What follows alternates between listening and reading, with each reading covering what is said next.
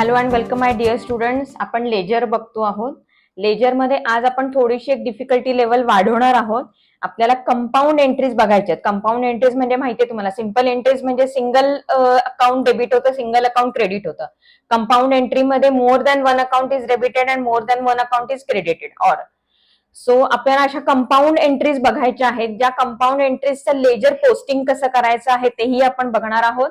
आणि त्याच्यानंतर आपल्याला त्याचं ट्रायल बॅलन्स कसा बनवायचा तेही बघणार आहोत. एंट्रीज करताना पोस्टिंग करणं हा खूप क्रिटिकल पार्ट आहे कंपाऊंड एंट्रीजच्या बाबतीमध्ये. आता तुम्हाला स्क्रीनवरती एक प्रॉब्लेम सेट दिसतो आहे, तो मी आता वाचतीये. त्याच्या एंट्रीज आपण आधी करून घेऊया, जर्नल एंट्रीज, आणि मग आपण त्याचं पोस्टिंग कसं करायचं ते मी शिकवते तुम्हाला. Journalize the following transaction in the books of Narendra Enterprises. Prepare ledger accounts and trial balance as on 30th of June 2023. So first June ची एंट्री आहे. Narendra started business with cash 55,500 and furniture 3750. आता इथे दोन्हीही business मध्ये आणलेले आहेत ओनरनी. So cash account, cash is coming in, so cash account is debited. Furniture is coming in, so furniture account is also debited. And capital account, Narendra's capital account पाहिजे तिथे. Narendra's capital account is credited. So cash account debit, furniture account debit to capital account अशी आपली first entry आली. Second आहे purchase goods from Jay in cash for ₹40,000 at 5% cash discount. पुन्हा एकदा compound entry आली, कारण कॅश डिस्काउंट आपल्याला record करायचंय.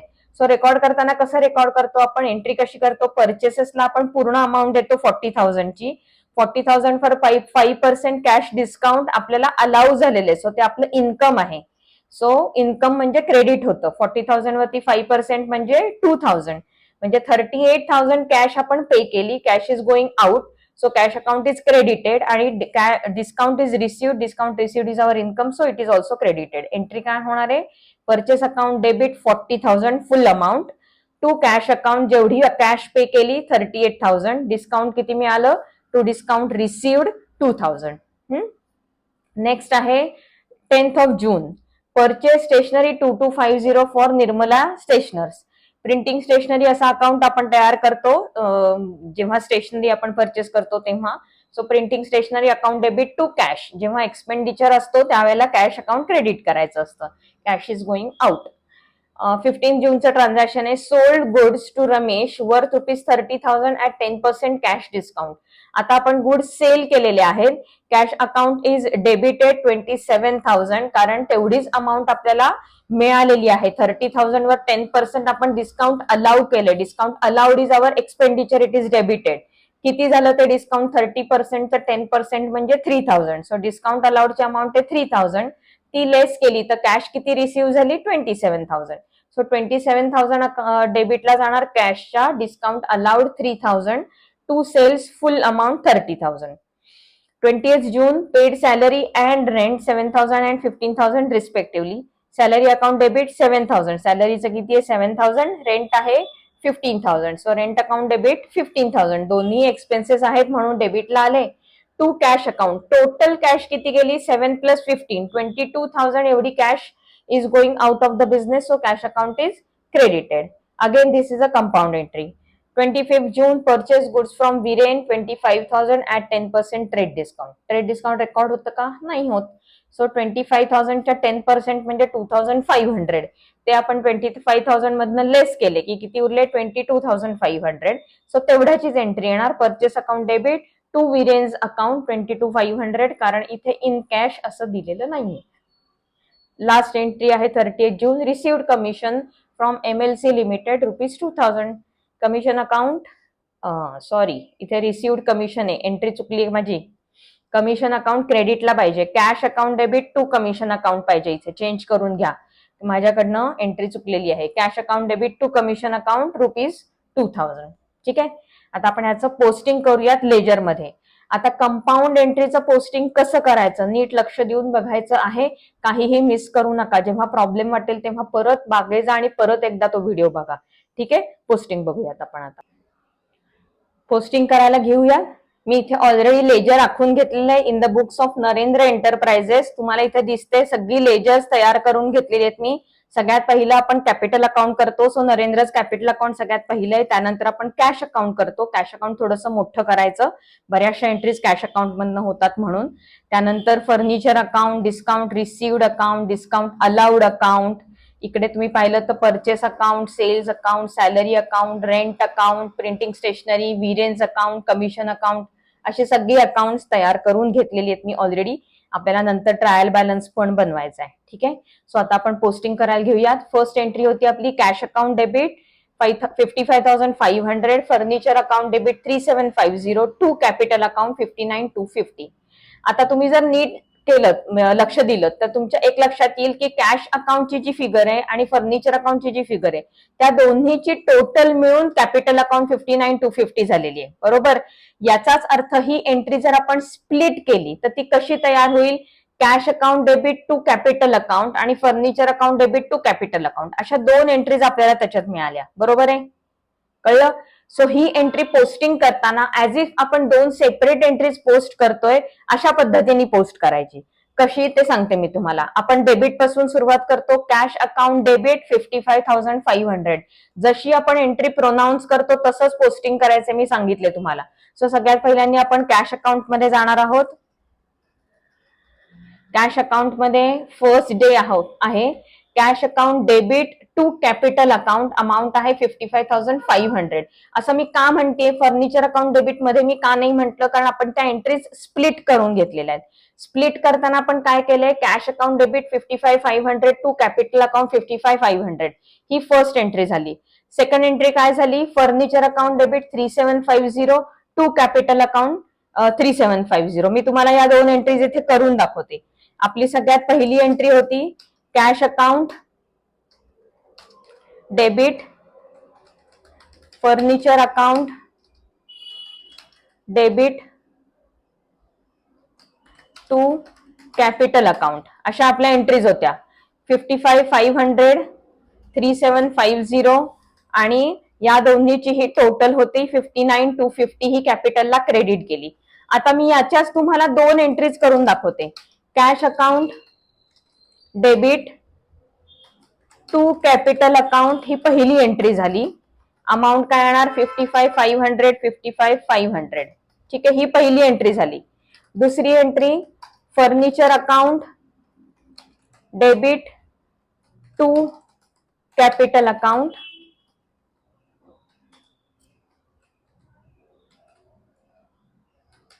Furniture account debit to capital account 3750, 3750. बरोबर. सो टोटल जर तुम्ही पाहिलीत तर 55,500 आणि 3750 एवढं क्रेडिट गेलंय की नाही कॅपिटलला. फक्त एकच एंट्री करायच्या ऐवजी आपण एंट्री स्प्लिट करून घेतलेल्या आहेत. जरी तुम्ही एंट्री स्प्लिट नाही केल्या तरी सुद्धा तुम्ही पोस्टिंग करू शकता. ते कसं करायचं ते मी आता सांगते तुम्हाला. कॅश अकाउंटला डेबिट आहे 55,500 आणि क्रेडिट कशाला आहे? कॅपिटल अकाउंटला. सो आपण जेव्हा कॅश अकाउंटला डेबिट देतो तेव्हा आपण काय लिहितो? क्रेडिटचं अकाउंट लिहितो की नाही. सो इथे आपण काय लिहिणार आहोत? टू कॅपिटल अकाउंट, नरेंद्रच कॅपिटल अकाउंट,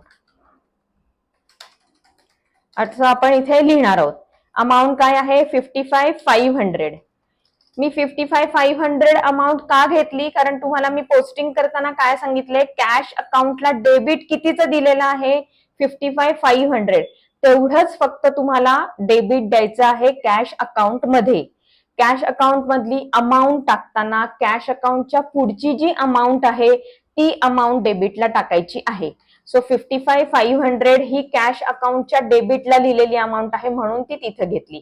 आता नरेंद्रच कॅपिटल अकाउंट इथे लिहिलं म्हणजे आपल्याला इमिजिएटली कुठं जायचंय? नरेंद्रच कॅपिटल अकाउंट मध्ये जायचंय. बाय कुठून आलो आपण? इथून. इथे कॅश अकाउंट मधनं आलो 55,500. कळलं? ही झाली आपली फर्स्ट एंट्री. ही आपण जी स्प्लिट करून घेतली होती ना ती cash account debit to capital account 55,500, 55,500. आता furniture account debit to capital account. So लगेच आपल्याला फर्निचर अकाउंटच्या डेबिटला एंट्री करायची आहे. फर्निचर अकाउंट डेबिट टू नरेंद्रच कॅपिटल अकाउंट,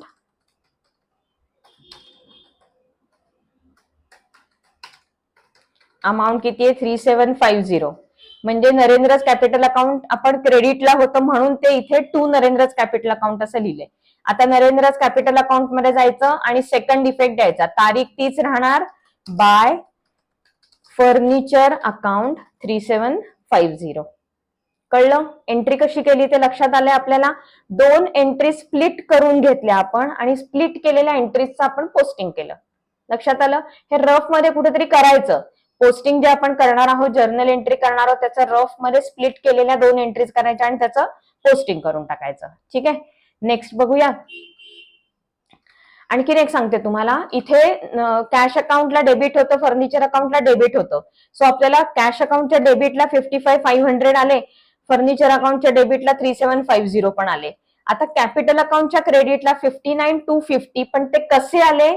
कॅशचे 55,500 आणि फर्निचरचे 3750, अशा आपण इथे दोन एंट्रीज क्रेडिटला केल्या. कळलं? म्हणजे ती टोटल मॅच झाली 59,250. अशा पद्धतीने तुम्हाला क्रॉस टॅली करायचंय. तुमच्या लगेच लक्षात येईल की डेबिट आणि क्रेडिट मॅच झालेलं आहे. नेक्स्ट एंट्री आहे purchases account debit 40,000 to cash account to discount received account. Purchases अकाउंटच्या डेबिटला 40,000 एवढी अमाऊंट आली पाहिजे, पण ती स्प्लिट कशी झाली? कॅश अकाउंटला 38,000 आणि डिस्काउंट रिसिव्ड अकाउंटला 2,000. आता आपण परत ही एंट्री स्प्लिट करून घेऊयात. ओरिजिनल आपली एंट्री काय होती purchases account debit to cash account to discount account. ठीक आहे, 40,000 ही आपली अमाऊंट टोटल होती, 38,000 कॅश आणि 2,000 डिस्काउंट. आता ह्याचं स्प्लिट केल्यावर कसं होईल? परचेसेस अकाउंट डेबिट 38,000 जे कॅशचे होते तेवढेच मी आता इथे घेतलेत, टू कॅश अकाउंट 38,000. सो 38,000 कॅशची एंट्री झाली. स्प्लिट केलेली सेकंड एंट्री काय होणार? Purchases account debit to discount account. ही सेकंड एंट्री होणार 2,000ची. म्हणजे टोटल परचेसेसला आपण 38,000 प्लस 2,000 40,000चं डेबिट दिलं. क्रेडिट वेगळे वेगळे, दोन क्रेडिट्स आहेत, एक कॅश अकाउंटला क्रेडिट, एक डिस्काउंट अकाउंटला क्रेडिट आहे. डेबिट एकच आहे. आता पोस्टिंग करताना ही सेपरेट एंट्री पोस्ट करायची. Purchases account debit to cash account ही आपली पहिली एंट्री झाली. परचेसेस अकाउंट शोधा. तारीख काय आहे आपली? 3 तारीख आहे. टू कॅश अकाउंट 38,000 पहिली एंट्री आहे. कॅश अकाउंटच्या क्रेडिटला 3 तारखेला येणार बाय परचेसेस अकाउंट, कारण परचेस अकाउंट मधून आपण इथे आलो 38,000. पोस्टिंग कळलं? पहिली एंट्री पोस्ट केली आपण, purchase account debit to cash account. परचेसेसच्या डेबिटला आपण काय लिहिलं? टू कॅश अकाउंट, आणि इमिजिएटली कॅश अकाउंटच्या क्रेडिटला बाय परचेसेस अकाउंट अमाऊंट होती 38,000. Second entry purchase account debit to discount account. So पुन्हा एकदा परचेस अकाउंट तारीख तीच, पुन्हा to discount received account, amount आहे 2,000. आता डिस्काउंट रिसिव्ड अकाउंटला जायचंय, त्याच्या क्रेडिटला 3 तारखेला बाय परचेसेस अकाउंट, अमाऊंट 2,000. आलं लक्षात?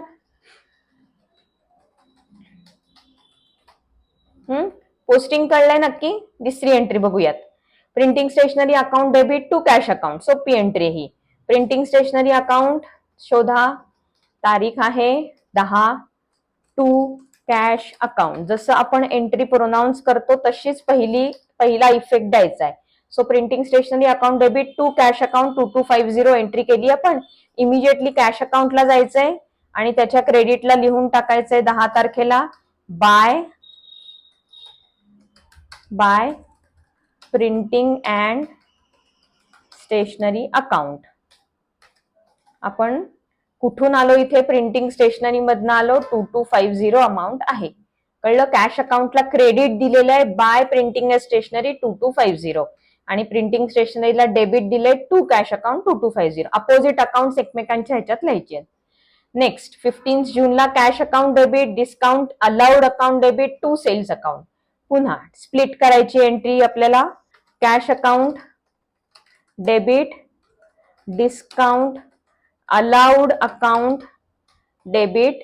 आता डिस्काउंट अलाउड अकाउंट का? डिस्काउंट अलाउड हा आपला लॉस आहे, कारण आपण अलाउ केलंय डिस्काउंट. सो किती आहे कॅश अकाउंटच्या डेबिटला 27,000 discount 3,000 to sales account. Total sale किती वरचा झालाय 30,000चा झालेला आहे. आता ही स्प्लिट करताना कशी करायची आहे, cash account debit to sales account. किती अमाऊंट आहे कॅश अकाउंटची 27,000 ही पहिली एंट्री झाली. आणि discount allowed account debit to sales account amount किती 3,000. अशा आपण ह्या एंट्री स्प्लिट केल्या. क्रेडिट सेल्सला दिले 27,000 एकदा आणि 3,000 एकदा. डेबिट कॅश अकाउंट आणि कॅश डिस्काउंट अलाउड अकाउंट. ठीक आहे. आता ह्याचं पोस्टिंग करायचं. स्प्लिट कसं करायचं कळलं एंट्री तुम्हाला. कंपाऊंड एंट्री स्प्लिट कशी करायची ते कळलंय. आता स्प्लिट केल्यानंतर पोस्टिंग करणं तुम्हाला येतं आता. सो कॅश अकाउंटच्या डेबिटला लिहायचंय to sales account. So cash अकाउंटच्या डेबिटला तारीख आहे आपली 15 टू सेल्स अकाउंट. अमाऊंट किती येणार आहे आपली इथे एंट्री काय होती, cash account debit to sales account 27,000. सेल्स अकाउंटच्या क्रेडिटला लगेच जायचंय 15 तारीख. बाय कॅश अकाउंट अमाऊंट किती आहे 27,000. इथे आपण कुठून आलो, कॅश अकाउंट मधनं इथे क्रेडिटला आलोय म्हणून आपण इथे बाय कॅश अकाउंट म्हणले. सेल्स मध्ये बाय कॅश अकाउंट. सेल्स अकाउंटला क्रेडिट दिले 27,000नी, कॅश अकाउंटला डेबिट दिले 27,000नी. दुसरा काय आहे discount allowed account debit 3,000. Discount allowed अकाउंटला डेबिट द्यायचं आहे. तारीख तीच राहणार. टू सेल्स अकाउंट अमाऊंट आहे 3,000. आणि जिथून सेल्स अकाउंट मध्ये आपल्याला क्रेडिट इफेक्ट द्यायचा आहे बाय डिस्काउंट